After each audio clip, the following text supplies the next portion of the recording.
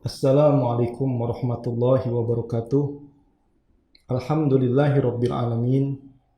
Alhamdulillahilladzi anzala as-sakinata fi qulubil mu'minin liyazdadu imanan ma'a imanihim.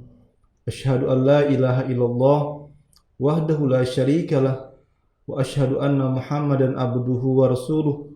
Allahumma shalli wa sallim wa barik ala sayyidina wa habibina wa syafi'ina wa maulana Muhammad wa ala alihi wa sahbihi wa barik wa sallim ajma'in. Faqala Allah Ta'ala fil Qur'anil Azim, A'udzu billahi samii'il alim minasyaitonir rajim. Bismillahirrahmanirrahim. Innama sana'u kaidu sahir wa la yuflihu sahiru haitsu ata. Sadaqallahul azim wa sadaqa rasuluhul karim wa nahnu ala dzalika minasyahidin wa syakirin amin.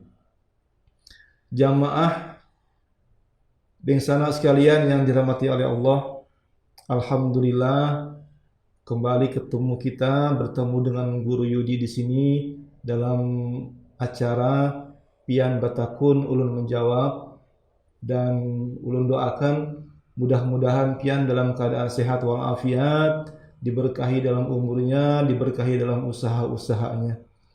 Salawat serta salam tercurah kepada panutan kita baginda Rasulullah sallallahu alaihi wasallam. Salawat serta salam juga kepada keluarga beliau, kepada para sahabat, dan juga kepada para pengikut beliau yang tetap istiqomah di dalam menegakkan Islam dimanapun mereka berada. Di sana sekalian yang dirahmati oleh Allah, pada beberapa waktu yang lalu kita sudah membahas tentang tanda-tanda gangguan-gangguan jin pada diri manusia. Biar masih ingat, tanda-tanda yang pertama adalah berupa fisik ya, dari berupa fisik, berupa gangguan pada tubuhnya gitu. Terus yang kedua gangguan pada pikirannya. Ya, dua poin yang sangat luar biasa kemarin kita coba bahas. Dan yang ketiga adalah gangguan pada ibadah. Ketika manusia beribadah itu tetap saja dapat gangguan-gangguan dari bangsa jin. Terus gangguan melalui harta bendanya atau rumahnya, karena banyak sekali kita mendapatkan orang-orang yang terkena gangguan pada hartanya, pada usahanya, pada rumahnya. Nah, pada kali ini jamaah yang dirahmati oleh Allah, saya ingin menyampaikan sambungan dari materi-materi yang kemarin. Yang kemarin adalah tanda-tandanya, sekarang penyebabnya jamaah. Penyebab gangguan-gangguan kepada manusia, yaitu yang pertama penyebab internalnya ya. Yang pertama adalah kita pernah melakukan pemagaran rumah, pagar-pagar penjaga rumah, artinya pemagaran secara gaib gitu, semacam penangkal dari gangguan-gangguan jin yang kadang-kadang penangkal-penangkalnya itu ada yang ditempelkan, ada yang digantung, ada juga yang ditanam mungkin di pelataran rumah kita, ditanam di depan rumah kita, ataupun tepat di tengah-tengah daripada rumah kita. Nah, dengan maksud adalah agar ketika orang tadi melakukan pemagaran-pemagaran tersebut, tujuannya adalah agar rumahnya tidak terjadi bencana misalnya, atau rumahnya terjaga dari kemalingan, terjaga dari mara bahaya, terjaga dari gangguan-gangguan jin. Jamaah yang dirahmati oleh Allah, sering kami mendapatkan kasus-kasus seperti ini. Misalnya gini, pernah ada yang datang kepada kami, di rumahnya tersebut sering terjadi gangguan-gangguan gaib gitu. Yang kata mereka, yang mereka mengatakan, di rumah kami sering ada gangguan-gangguan secara gaib Ustadz. Baik ada suara-suara ketawa, suara-suara menangis, ada penampakan orang-orang, ada penampakan anak-anak yang sedang bermain katanya. Bahkan kadang-kadang katanya ada suara-suara orang yang sedang mandi di kamar mandinya tersebut. Seperti itu jamaah yang dirahmati oleh Allah. Maka hal-hal seperti itu, hal-hal tersebut katanya mengganggu kami, terutama anak cucu kami yang masih kecil. Kadang-kadang rewel setiap malam, rewel sampai subuh, tidak bisa tidur dianya dan kami pun tidak bisa tidur karena rewel tadi katanya. Nah, seperti ini jamaah yang dirahmati oleh Allah. Kadang-kadang gangguan-gangguan tersebut juga membuat si isi rumah menjadi sakit atau gampang sakit. Atau juga kadang-kadang kami suka berkelahi dan seterusnya. Maka saya sampaikan, saya tanya, rumahnya rumah sendiri atau kontrak gitu. Kalau rumah sendiri, apakah ketika membangun ada memasang sesuatu di rumah kita ataupun menanam sesuatu di depan rumah ataupun di tengah-tengah rumah? Oh ada Ustadz katanya. Waktu kami membangun di puncak rumah kami itu, kami tanam sebutir intan. Terus di pojok-pojoknya kami tanam masing-masing pojokan itu kami tanam sebilah jarum emas katanya. Tujuannya adalah agar rumah kami ini bercahaya atau menjadi ya terang lah seperti itu. Nah, lalu saya sampaikan bahwa rumah yang kalau kita ingin rumah kita itu baik, bagus, terang, auranya terang dan lain sebagainya, itu bukan dari benda-benda seperti itu gitu. Tapi yang menjadikan rumah kita itu baik, bagus, terus adem, terus terang, cahayanya, auranya terang gitu. Itu adalah dari ibadah kita, ibadah sholat, terus ibadah baca Quran kita, ibadah zikir kita gitu. Karena saya contohkan, pernah saya mendapatkan kasusnya itu seperti ini. Ada seseorang yang tinggal di rumah tersebut, yang rumahnya tadi juga ada ada pemagaran gaib tadi. Saya sampaikan, ketika saya ruqyah mereka, di antara mereka ada salah seorang yang bereaksi kesurupan. Lalu saya tanya, kata saya, ngapain kamu jin masuk ke dalam tubuh ini atau masuk ke dalam rumah ini mengganggu mereka gitu. Maka si jin tadi mengatakan, kami diundang, kami melihat rumah ini memancarkan energi pemanggilan untuk kami, mengundang kami untuk datang ke situ. Dari mana benda tersebut? Itu katanya di puncak rumahnya tersebut ada sebuah berlian ataupun emas-emas yang dipasang tadi. Nah, jamaah yang dirahmati oleh Allah, ternyata benda-benda seperti itu menjadi pemanggil gangguan-gangguan dari luar, sehingga banyak sekali makhluk-makhluk gaib atau bangsa jin yang datang untuk menempati rumah tersebut. Kenapa? Karena rumah tersebut bukan benda-benda yang tadi ditanam itu bukan menjadi pagar gaib bagi rumah tadi, malahan menjadi pemanggil untuk datangnya gangguan-gangguan jin dari luar atau dari lain gitu, seperti itu. Ataupun ketika ada sihir yang dilancarkan kepada keluarga tersebut, maka sihir tersebut akan mudah masuk ke dalam rumah tersebut dan mengganggu orang-orang atau seisi rumah tersebut, seperti itu. Maka saya sampaikan, kalau memang bisa dicari benda tersebut atau dibongkar, lalu diambil, terus intannya, berliannya atau emasnya yang berhasil kita dapatkan itu kita jual, lalu kita sedekahkan atau infakkan kepada orang yang memerlukannya. Itu lebih bagus kata saya. Setelah itu jaga atau pagar diri kita, pagar rumah kita dengan ibadah yang baik kepada Allah. Sholatnya gimana? Sholatnya sering bolong Ustadz. Ngajinya gimana? Jarang kami membaca Al-Quran. Itulah penyebabnya kata saya. Maka dari itu jamaah, ini penyebab pertama yang sebab-sebab bangsa jin itu mengganggu diri kita, mengganggu rumah kita, begitu. Nah, selanjutnya jamaah yang dirahmati oleh Allah, yang kedua adalah penyebab kedua gangguan jin pada diri manusia. Kita tanpa sadar mungkin menyimpan jimat-jimat, raja, wafak yang digantung, dipasang di dalam rumah kita. Contoh nih, saya sering melihat ada rumah-rumah yang di atas pintunya, di atas jendelanya atau di pojok-pojok rumahnya itu ada sesuatu yang menggantung, yang tergantung, entah itu berupa botol-botol yang katanya ada minyak buminya lah, atau di atas pintunya tersebut ada semacam tulisan-tulisan Arab yang maksud dan tujuannya, yang tulisan-tulisannya pun kita tidak mengerti karena tulisan tersebut kadang-kadang ada kolom-kolomnya, terus ada tulisan-tulisan Arab, ada huruf-huruf hijaiyah, angka-angka hijaiyah, terus di pojok-pojoknya kadang-kadang ada tertulis tulisan apa namanya huruf-huruf Arab yang kita tidak mengerti maksud dan tujuannya. Contohnya seperti ini jamaah, mana ya? Saya carikan bentar. Nah, ini jamaah. Saya mendapatkan contoh kemarin itu seperti ini. Kadang-kadang ini menjadi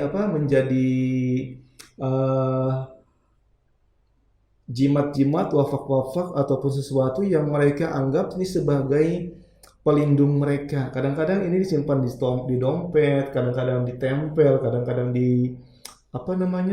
ditaruh di macam-macam lah, yang tujuannya katanya untuk menjaga, sebagai penjaga. Dan ternyata jamaah, benda-benda seperti ini bukan jadi penjaga, tetapi benda-benda seperti inilah yang kadang-kadang menjadi pemanggil bagi kekuatan-kekuatan gaib atau bagi bangsa jin yang ada di luar sana. Kenapa? Karena tulisan-tulisan Arab yang di dalam tulisan ini, dalam kolom-kolom ini kadang-kadang ada yang bertuliskan nama-nama jin. Ada bertuliskan nama-nama jin atau ada mantra-mantra pemanggilan bangsa jin seperti itu.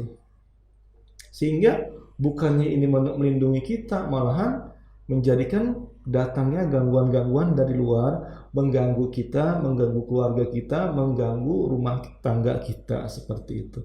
Jadi kalau memang ada jimat-jimat, wafak-wafak atau sesuatu yang menggelantung mungkin di pojok atau minyak bumi nih. Kadang-kadang kan orang-orang sini kadang-kadang minyak bumi ditaruh ke dalam botol lalu digantung minyak bumi tersebut di pojok-pojok atau di atas pintu gitu. Maksudnya apa? Minyak bumi itu tidak bisa menolong kita gitu. Yang menolong kita itu adalah zikir-zikir kita. Yang menolong kita itu adalah ibadah sholat kita, bacaan Quran kita, bukan minyak bumi. Ya, minyak bumi kalau memang digunakan, ya mungkin untuk urut bisa tuh, untuk urut, untuk pijat bisa. Tapi kalau untuk melindungi kita, tidak bisa. Melindungi kita dari gangguan-gangguan jin, melindungi kita dari mara bahaya, itu tidak bisa jamaah. Maka harus kita lepas semuanya.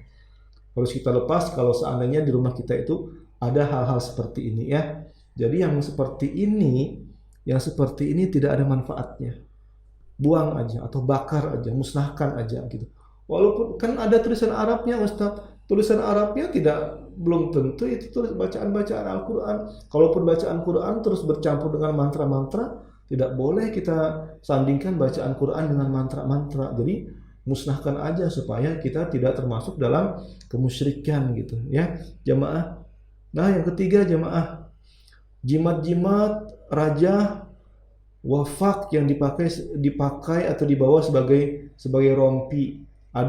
Saya beberapa waktu yang lalu menemukan kasus orang yang mendapatkan gangguan-gangguan, ternyata dia menyimpan rompi-rompi berajah. Ya sama tulisannya seperti ini juga, rompi berajahnya tersebut ada tulisan-tulisannya. Saya dapat 2 lagi nih jamaah kemarin waktu meruqyah orang. Saya ambilkannya, satunya mana nih? Satunya lagi berwarna merah jamaah. Nih mungkin lebih jelas lagi terlihat ya, warnanya merah ini. Ini untuk apa katanya? Untuk apa nih? Katanya untuk penjagaan. Nih untuk penjagaan katanya. Jadi hati-hati kita. Kalau kita tujuannya untuk penjagaan, berarti kita sudah mempercayai ini, tidak lagi mempercayai Allah sebagai pelindung kita gitu. Kita tidak lagi mempercayai Allah sebagai pelindung kita, tapi kita menjadikan ini sebagai pelindung kita. Dan ini ketika berlaku seperti itu, kita sudah musyrik jamaah. Kita sudah bermusyrik kepada Allah. Kan syariat aja Ustaz. Syariat tidak pernah dicontohkan oleh Rasulullah ya. Tidak pernah Rasulullah mencontohkan menulis seperti ini lalu dijadikan sebagai pelindung-pelindung itu tidak pernah. Jadi seperti itu jamaah, kalau ada hilangkan. Ada kadang-kadang juga ada yang dijadikan seperti sapu tangan, terus apa, ikat kepala, ikat pinggang, kadang-kadang dimasukkan di dompet gitu ya, dimasukkan di dompet ataupun hal-hal yang lain, bentuk-bentuk yang lain gitu. Apapun bentuknya jamaah, ketika itu menjadi kita jadikan sebagai pelindung kita, enggak boleh. Tidak boleh ya pelindung dari gangguan-gangguan gaib. Kita pakai untuk pengasihan, kita pakai untuk apa, menjadikan dagangan kita laris, enggak boleh. Usaha kita salah seperti itu. Jadi kalau kita ingin terbuka pintu rezeki kita, kan Rasulullah sudah ajarkan kepada kita. Rasulullah sudah mengajarkan kepada kita. Kejar Rasulullah, ayo coba panggiam sholat duha. Karena sholat duha itu membuka pintu rezeki. Ya, sholat duha, sholat lailnya seperti itu juga membuka pintu-pintu rezeki. Sholat-sholat wajibnya kita perbaiki. Jangan-jangan sholat wajibnya kita kadang-kadang masih bolong gitu. Sudah bolong, mencari hal-hal seperti ini lagi sebagai pelindung, sebagai pengasih, sebagai pelancar usaha. Musyrik kita kepada Allah jamaah. Hati-hatilah, jangan lagi. Kalau ada, yuk musnahkan. Kalau ada, hilangkan dalam kehidupan kita. Selanjutnya jamaah yang dirahmati oleh Allah, dalam bentuk benda-benda lain seperti senjata-senjata tradisional, benda-benda pusaka, benda-benda bertuah seperti cincin, tasbih katanya, terus batu-batuan atau benda-benda antik yang lain. Benda-benda bertuah seperti apa namanya? Kadang-kadang kan ada orang yang menjadikan keris, mandau, badik, rencong ataupun apalagi benda-benda tradisional itu sebagai benda-benda pusaka, benda-benda bertuah yang setiap malam-malam tertentu atau bulan-bulan tertentu benda-benda tersebut dimandi-mandikan. Benda-benda tersebut diritualkan yang apa dimaksudkan untuk menjaga dia, mungkin untuk menjaga kampung, mungkin. Ini jamaah yang dirahmati oleh Allah, sesuatu yang bersifat syirik kepada Allah. Saya tidak menyatakan bahwa menyimpan keris itu tidak boleh, tidak. Silahkan menyimpan keris, silahkan menyimpan mandau, silahkan menyimpan benda-benda tajam yang lainnya untuk berjaga-jaga kalau seandainya terjadi kemalingan atau ada maling atau ada pencurian, boleh kita simpan itu untuk berjaga-jaga. Karena sangat mengkhawatirkan sendiri kalau seandainya kita tidak punya senjata seperti itu di rumah kita untuk berjaga-jaga melindungi diri kita dan keluarga kita serta harta kita. Yang tidak boleh adalah keris, mandau, badik, terus rencong ataupun apa saja yang kita miliki lalu kita ritualkan, lalu kita kita agung-agungkan. Nah, itu yang tidak boleh. Itu yang dilarang dalam Islam. Rasulullah sendiri aja punya pedang, Sayyidina Ali aja punya pedang untuk fungsinya untuk sebagai senjata beliau dalam berdakwah, dalam melindungi diri dari serangan-serangan kafir Quraisy pada saat itu. Nah, kita pun ketika mempunyai benda-benda seperti itu nggak apa-apa selama tidak kita ritualkan, selama kita tidak mandi-mandikan setiap malam-malam khusus, tanggal-tanggal atau bulan-bulan khusus seperti itu ya. Jadi nggak boleh gitu. Atau mungkin tasbih. Ini katanya tasbih dari si A, dari si B, dari si C, yang katanya fungsinya menarik rezeki, yang katanya fungsinya supaya kita dikasihi orang dan lain sebagainya. Ini tidak boleh jemaah. Kalau kita melakukan seperti itu berarti kita sudah melakukan penyimpangan akidah terhadap Allah. Kita sudah melanggar batasan-batasan akidah kepada Allah gitu. Makanya harus hati-hati kita. Kadang-kadang ada cincin, katanya cincin ini sudah diisi oleh guru saya, sudah diisi oleh kiai saya, yang tujuannya untuk melindungi saya, yang tujuannya untuk melindungi kampung saya. Tidak boleh jamaah, kada boleh itu. Jangan Jangan kita menggadaikan akidah dengan berlindung atau minta bantuan kepada benda-benda tersebut. Cukuplah kita menjadikan Allah sebagai pelindung kita dengan cara ikhtiarnya adalah ayo usaha nih. Usahanya seperti apa? Yang penting jangan melanggar akidah kita, jangan bersinggungan atau menyimpang secara akidah Islam seperti itu. Kenapa? Karena bahaya sekali bahaya syirik ini. Insya Allah pada kesempatan yang akan datang kita cobalah membahas tentang bahaya syirik kepada Allah, sehingga kita tahu nanti batasan-batasan syirik itu seperti apa. Mudah-mudahan kita ada kesempatan untuk membahasnya nanti. Selanjutnya jamaah yang dirahmati oleh Allah, menyimpan gambar-gambar atau memajang gambar-gambar yang bernyawa, patung-patung ataupun lukisan-lukisan yang bernyawa gitu. Contoh misalnya saya pernah mendapatkan kasus seperti ini. Ketika dia terkena gangguan, datanglah saya ke rumahnya. Begitu saya datang ke rumahnya, di ruang tamunya tersebut dia memajang fotonya, tetapi foto tersebut tidak syar'i, tidak menutup auratnya gitu. Sehingga tapi sebelum saya tegur gambar tersebut, saya ruqyah dia. Sebelum saya suruh turunkan gambar foto dirinya, saya ruqyah orangnya. Dan ternyata benar jamaah, begitu saya ruqyah, ternyata gangguan-gangguannya tersebut ada di dalam rumahnya, bersarang di rumahnya. Saya tanya kepada jin yang masuk mengganggu dia, kamu di rumah ini tinggal di mana wahai jin? Katanya saya tinggal di matanya. Matanya di mana? Tuh yang ada di gambar tersebut, yang ada di fotonya, dipajang di ruang tamu tersebut. Nah ternyata jamaah yang dirahmati oleh Allah, foto kita, yang foto wanita terutama ya, yang mohon maaf tidak menutup auratnya, tidak menutup kepalanya dengan kain hijab gitu, itu kadang-kadang menjadi penyebab tinggalnya bangsa jin di foto-foto tersebut. Maka kalau ada foto itu janganlah, kalau kita ingin memajang, janganlah memajang di ruang tamu yang bisa dilihat oleh orang lain, atau lukisan-lukisan bergambarkan makhluk-makhluk yang bernyawa, jangan kita pajang. Kenapa? Karena itu memang kadang-kadang menjadi tempat-tempat tinggal bangsa jin. Begitu juga dengan benda-benda tadi juga, misalnya babi, keris, mandau dan lain sebagainya yang pernah diritualkan, kadang-kadang menjadi tempat tinggal bangsa jin. Kenapa? Sering saya temukan kasus-kasus bangsa jin tinggal di benda-benda pusaka tersebut.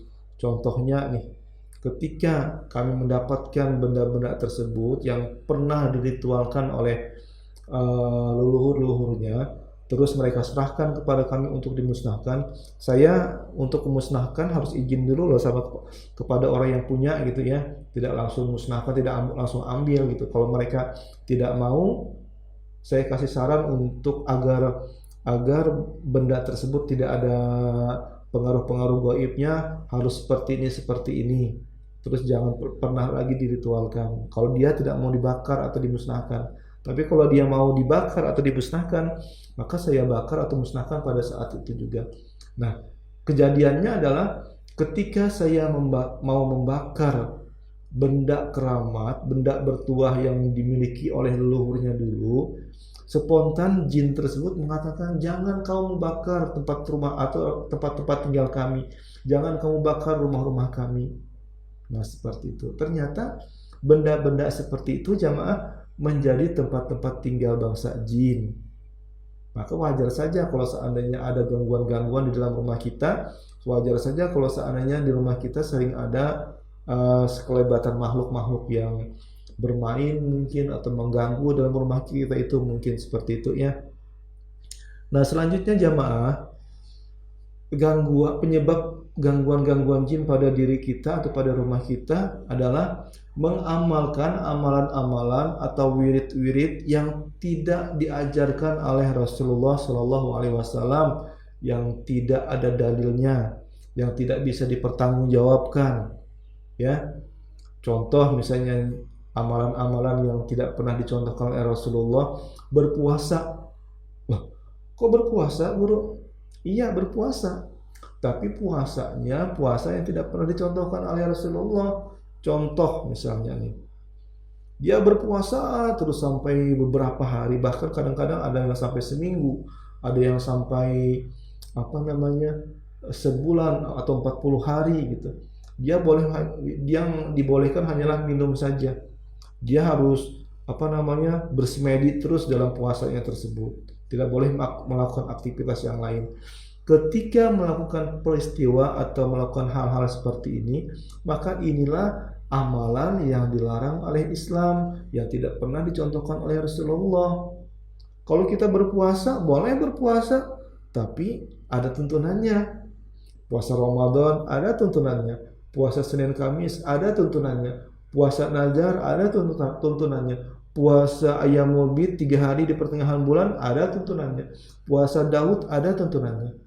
Yang tidak ada tuntunannya adalah puasa yang tidak berbuka atau cuma minum air putih saja, itu pun tidak boleh ada aktivitas yang lain. Nah, kapan baca Qur'annya? Kapan sholatnya kalau tidak boleh melakukan aktivitas yang lain kecuali bersemedi itu? Ini contoh amalan yang tidak pernah dicontohkan oleh Rasulullah SAW. Pernah juga menemukan kasus yang mungkin ini di beberapa pertemuan sudah saya sering contohkan. Ada amalan-amalan membaca Asmaul Husna. Membaca Asmaul Husna, misalnya mewiridkan Ya Jabbar, Ya Jabbar, Ya Jabbar sampai ribuan kali. Mewiridkan Ya Latif, Ya Latif, Ya Latif sampai ribuan kali juga. Begitu selesai membaca Ya Jabbar, dapat kesaktian dia. Bisa merasakan getaran-getaran gaib, bisa merasakan penampakan-penampakan, bisa merasakan getaran-getaran gaib yang ada di sekitarnya. Dia tidak puas dengan Ya Jabar, Ya Jabar, dia wiridkan lagi Ya Latif, Ya Latif, Ya Latif sampai ribuan kali. Tiba-tiba dia mendapatkan kekuatan yang lebih lagi. Dia bisa merasakan atau membaca isi hati orang lain. Dia bisa mengetahui seseorang yang lagi di negeri seberang, yang berada di tempat yang lain. Senang dia dengan kelebihan ini, katanya dalam tanda kutip, kelebihan seperti ini dalam tanda kutip. Namun dalam beberapa tahun kemudian, dia alhamdulillah Allah berikan rahmat, Allah berikan hidayah, sehingga dia berpikir, apakah yang saya dapatkan ini merupakan karomah dari Allah ataukah tipuan-tipuan jin? Ragu dia, bimbang dia pada saat itu. Setelah dalam kebimbangan tersebut mencarilah orang-orang yang bisa menjelaskan, dan alhamdulillah ketemu dengan tim ruqyah. Pada saat itu ketemu dengan saya gitu. Dia ceritakan apa yang dia rasakan, sehingga saya sampaikan bahwa itu bisa jadi adalah bukan karomah, tetapi merupakan tipuan-tipuan jin. Namun untuk memastikannya, kata saya, coba kita ruqyah. Nah, pada saat diruqyah, jamaah yang dirahmati oleh Allah, baru membaca suratul Fatihah, tiba-tiba saja dia merasakan panas dan bahkan kesurupan. Nah, dalam kesurupan inilah kesempatan saya untuk bertanya kepada bangsa jin. Kita bertanya hanya sekedar bertanya aja jamaah ya. Namun apa yang dikatakan oleh bangsa jin tersebut jangan 100% kita percayai, karena banyak bohongnya gitu. Apalagi menyebutkan nama seseorang tidak boleh kita percaya. Menyebutkan nama seseorang lalu menuduh orang tersebut melakukan sihir kepada orang yang dimasuki oleh bangsa jin tersebut, jangan kita percayai, karena itu merupakan fitnah biasanya. Nah, ketika dibacakan ayat suratul Fatihah, ternyata dia langsung bereaksi. Kesempatan saya untuk bertanya, kenapa kamu masuk ke dalam tubuh ini? Tanya saya. Lalu si jin tadi menjawab, saya masuk ke dalam tubuhnya karena saya dipanggil, saya diundang. Dia mewiridkan Ya Jabar, Ya Jabar, Ya Jabar, masuklah saya ke tubuhnya. Dia mewiridkan lagi Ya Latif, Ya Latif, Ya Latif, masuk lagi jin yang lain. Kenapa? Katanya, Karena saya bernama Abdul Jabbar, kata jinnya, dan teman saya bernama Abdul Latif. Masuklah kami ke dalam tubuhnya. Kenapa? Karena nama kami disebutkan. Jamaah, ketika kita berniat yang macam-macam dengan menyebutkan Asmaul Husna, dengan mewiridkan Asmaul Husna, mungkin niatnya untuk mendapatkan kedikjayaan, mendapatkan kesaktian, bisa aja itu terjadi dengan mewiridkan Asmaul Husna tersebut. Tapi jamaah, itu bukan karomah, tapi itu adalah tipuan-tipuan jin. Hati-hati kita. Ayat-ayat Al-Quran aja kalau disalahgunakan bisa mendatangkan bantuan-bantuan jin. Bantuan-bantuan jin lah ya. Bukan karomah dari Allah ketika disalahgunakan, ketika disalah niatkan. Hati-hati kita ya. Jadi jangan bangga. Tadi ada yang datang terus dia merasakan menderita indigo. Menderita jamaah, bukan kelebihan tapi derita. Indigo dia bisa melihat penampakan bangsa gaib katanya, bisa merasakan getaran-getaran gaib, tapi terganggu dia dengan indigonya tersebut, sehingga beberapa kali ruqyah di tempat yang lain belum selesai. Alhamdulillah datang ke sini, saya coba terapi. Yang tadinya tidak mau keluar, mudah-mudahan tadi betul-betul keluar gitu. Mudah-mudahan terputus indigonya tadi, karena itu bukan kelebihan, tapi itu adalah sesuatu yang menjadikan seorang tadi terkena gangguan-gangguan jin, jamaah lah, seperti itu. Selanjutnya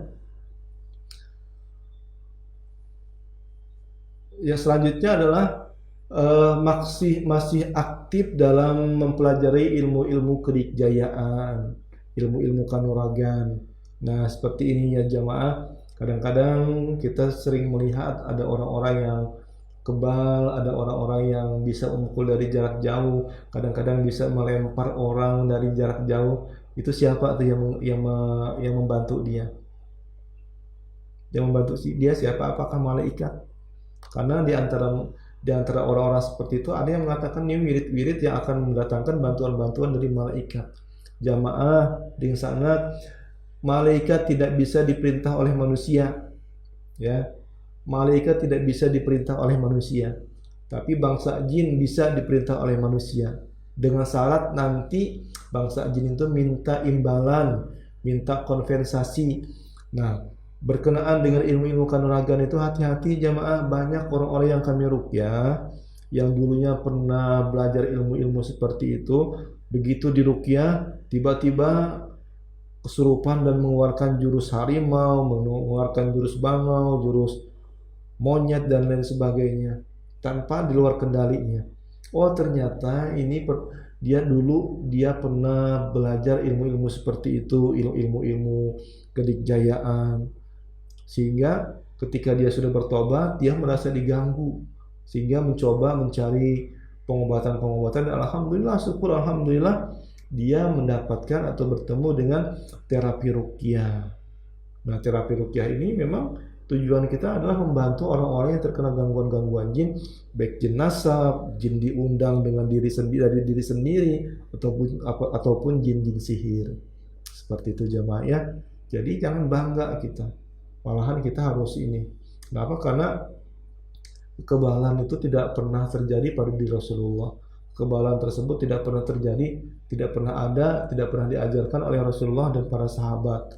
Toh ketika perang Uhud, Rasulullah sangat terluka sekali. Para sahabat bahkan ada yang syahid. Ingat paman Nabi Hamzah dibelah dadanya, dikeluarkan jantungnya, lalu dikunyah-kunyah oleh Hindun yang belum masuk Islam pada saat itu. Kalau seandainya Rasulullah mengajarkan kekebalan, tentulah pada saat perang Uhud, pada saat perang Badar tidak ada sahabat-sahabat Rasulullah yang mati syahid. Tapi karena Rasulullah tidak mengajarkan itu, bahkan Rasulullah menjanjikan orang yang meninggal dalam peperangan itu insya Allah mati syahid, maka berbondong-bondong para sahabat untuk mencari syahidnya tadi gitu. Maka dari itu hati-hati kita ya, jangan sampai tertipu dengan propaganda-propaganda bangsa jin dalam mengelabui kita gitu ya. Selanjutnya, pernah atau masih aktif dalam pengobatan yang dilarang oleh syariat. Contohnya misalnya pengobatan yang dilarang dalam syariat Islam adalah katanya bisa memindahkan penyakit ke binatang. Mungkin jamaah yang dirahmati Allah masih ingat beberapa tahun yang lalu booming pengobatan yang memindahkan penyakit ke kambing, memindahkan penyakit ke ayam, memindahkan penyakit ke kelinci, memindahkan penyakit ke burung dara dan lain sebagainya. Pengobatan seperti ini jamaah yang dirahmati Allah adalah pengobatan yang tidak syar'i, pengobatan yang kebanyakan mereka mungkin menipu ataupun kalau benar dia meminta bantuan jin dalam memindahkan tersebut. Pernah juga terjadi di Samarinda ini ada pengobatan yang menggunakan darah burung dara kalau tidak salah, dioleskan di tubuh si pasien tersebut, darah burung daranya. Seperti itu ya, kalau yang pernah ikut dalam pengobatan tersebut mudah-mudahan bisa memperbaiki dirinya, bisa bertobat dan juga bisa menjelaskan bahwa pengobatan itu salah. Karena banyak orang-orang yang pernah berobat seperti itu ternyata setelah itu dia sadar. Apalagi banyak sekali modus penipuannya dalam terapi tersebut atau pengobatan tersebut. Contoh, ketika meminta atau menginginkan penyakitnya dipindahkan dari dirinya ke binatang, biasanya disuruh menebus seekor kambing. Seekor kambing itu kira-kira kalau harga normalnya kira-kira berapaan jamaah? Mungkin 2,5 juta atau 3 juta ya. Tapi ketika katanya kalau ingin menjadikan tubuhnya atau penyakitnya dipindah ke kambing, maka harga kambingnya sekitar 20 sampai 25 juta sampai 30 juta. Dan itu pun kambingnya harus beli dari mereka gitu. Kambingnya harus membeli dari mereka. Ini sudah jelas bahwa ini adalah modus penipuan terhadap masyarakat yang sudah sakit, ditambah lagi sakit dia. Bagi masyarakat tersebut sudah sakit tertimpa tangga lagi seperti itu, double sakitnya. Jangan seperti itulah, wahai para dukun, wahai para normal, wahai orang-orang yang ingin mencari keuntungan dari orang-orang yang sakit. Jangan seperti itu, bertobat kalian. Jangan lagi menipu masyarakat dengan hal-hal seperti itu ya. Mudah-mudahan kalian mendapatkan hidayah dari Allah. Nah jamaah, pengobatan seperti ini tidak syar'i, tidak pernah dicontohkan memindahkan penyakit kambing ke ayam, ke burung, ke mana-mana lagi, jangan. Kasihan juga si binatangnya tadi ya. Mudah-mudahan kita terus diberikan pemahaman oleh Allah atas ilmu-ilmu agama sehingga kita tidak lagi terjerumus kepada kemusyrikan, menggadaikan akidah kita. Bahkan ketika mencari pengobatan, carilah pengobatan yang memang dianjurkan dalam Islam. Ke medis dianjurkan dalam Islam, ruqyah dianjurkan dalam Islam, bekam dianjurkan dalam Islam, fasdu atau tok darah dianjurkan dalam Islam. Bahkan terapi-terapi yang sekarang ini juga dikembangkan banyak sekali yang tidak melanggar syar'i. Ya, mudah-mudahan yang sama sekalian mendapatkan kesembuhan dari salah satu atau dari beberapa terapi yang ada yang pernah direkomendasikan untuk menterapikan dirinya pada terapi tersebut gitu ya. Selanjutnya jamaah yang dirahmati oleh Allah, membuang air panas atau menjatuhkan benda berat tanpa membaca bismillah. Artinya gini jamaah, kita kadang-kadang tidak sadar menuangkan air panas ke tempat-tempat cucian kita, tempat cucian piring kita, yang dimana di situ adalah ada sisa-sisa makanan kita yang mungkin pada saat itu bangsa jin ada mencari makan di situ gitu. Nah, makanya ketika kita mencoba membuang air panas di tempat-tempat cucian piring kita atau melemparkan benda-benda keras ke tempat-tempat yang apa namanya, yang mungkin ada bangsa jin di sana yang kita tidak tahu, maka hendaknya kita membaca ta'awudz terlebih dahulu. A'udzubillahi minasyaitonirrajim. Bismillahirrahmanirrahim. Itu ya, baca dulu agar mereka pun pasti akan mendengar bacaan-bacaan tersebut, sehingga mereka ketika kita akan menuangkan air panas di tempat cucian piring kita, mereka menyingkir terlebih dahulu gitu. Karena pernah ada kasus jamaah, seorang ibu yang sakit kepala menahun dan sakitnya tidak sembuh-sembuh, ternyata ketika sudah ke medis sakit sudah minum obat tidak sembuh-sembuh, bahkan semakin parah sakit kepalanya, sehingga begitu ketemu ruqyah, begitu ketemu terapi ruqyah, baru beberapa ayat dibacakan kepada ibu tadi, ternyata beliau langsung kesurupan. Apa kata jinnya? Kami balas dendam katanya, karena di antara kami ada yang disiramnya dengan air panas. Saya sampaikan, dia kan tidak tahu kalian ada di sana karena kalian tidak bisa terlihat. Tidak mau tahu kami katanya. Pokoknya kami balas dendam, kami bikin sakit dia. Nah ini jamaah, kadang-kadang ketika kita melakukan hal-hal seperti ini yang kita tidak sengaja mengenai bangsa jin, yang bangsa jin itu kadang-kadang menjadi dendam terhadap kita, terhadap manusia. Makanya kalau ingin membuang air panas di tempat-tempat cucian piring kita, hendaknya kita membaca minimal Bismillahirrahmanirrahim, atau diawali dengan ta'awudz terlebih dahulu. A'udzubillahi minasyaitonirrajim. Bismillahirrahmanirrahim, lalu buang. Karena kita sudah meminta perlindungan kepada Allah. Sehingga kalaupun seandainya mengenai bangsa jin tersebut, kita sudah meminta perlindungan kepada Allah Subhanahu wa ta'ala. Gitu jamaah ya. Itu anjurannya, itu syarat cara-caranya kita ketika membuang air panas ke tempat cucian piring kita. Selanjutnya jamaah yang dirahmati oleh Allah, sebab-sebab gangguan jin pada diri kita atau pada rumah kita adalah kita mempunyai ruangan-ruangan yang lembab, yang kurang udara, yang kurang sirkulasi udaranya atau cahayanya, ruangan yang pengap. Jadi maksudnya gini jamaah, kalau punya kamar yang banyak, misalnya 4 nih, kita punya kamar 4, sementara ada 2 kamar saja yang kita tempati, maka 2 kamar yang lainnya hendaknya kita bersihkan terus. Lalu sekali kita membaca Al-Quran di sana, kita melakukan sholat sunnah di sana gitu. Agar apa? Agar kamar-kamar yang kosong tadi tidak menjadi tempat-tempat tinggal bangsa jin.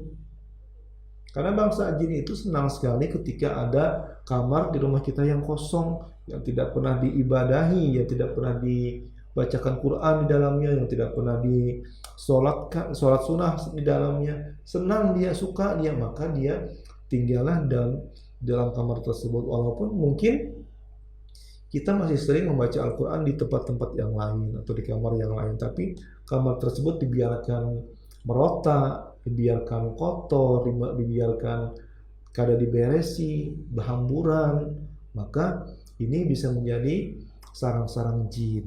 Maka kalau ada, ayo bersihkan, jadikan tempat-tempat sholat sunnah kita, jadikan tempat-tempat baca Quran kita sewaktu-waktu gitu ya.